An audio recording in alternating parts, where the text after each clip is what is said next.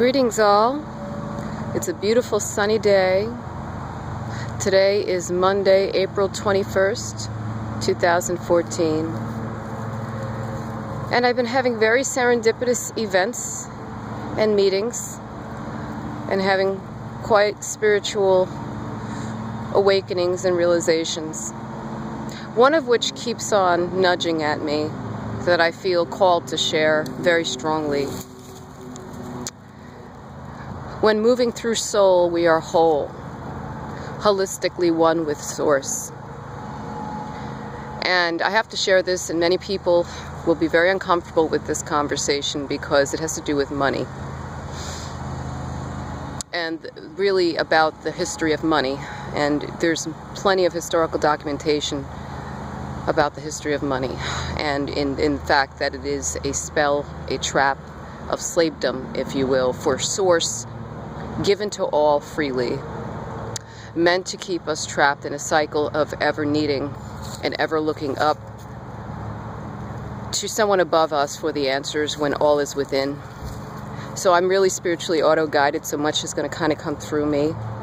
So I ask you to please just allow, just like a fine wine needs to breathe to cure to just the right amount, just allow my thoughts and words that come through to breathe into consciousness, whether you accept it initially or not, because I feel really driven to share this, and I am not the only one, and there's plenty of information on this understanding about money.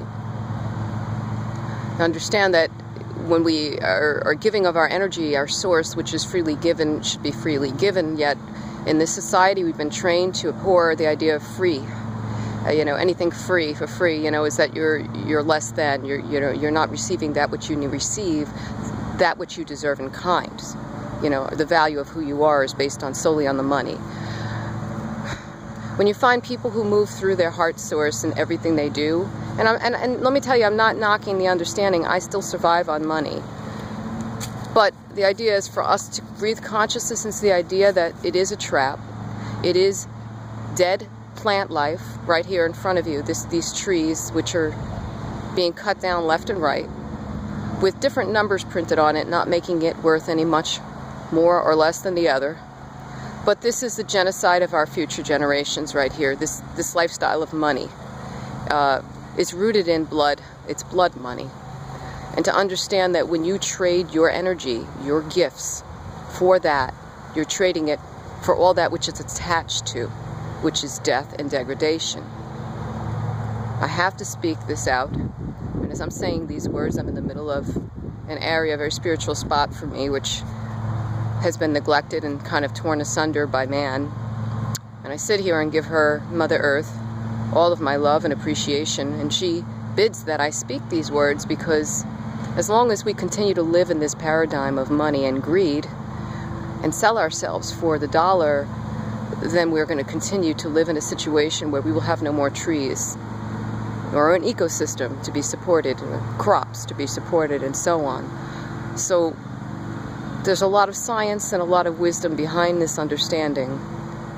And the understanding, too, that you can merge the two. And this is where my mindset comes in, because, of course, we still are in the paradigm until we unanimously decide that we choose to live once again as we were put here to live, which is to freely give of our gifts and talents for the good of all. And you're nurturing, when you nurture one another, what you get back is the gift of the nurturing they can give to others endlessly.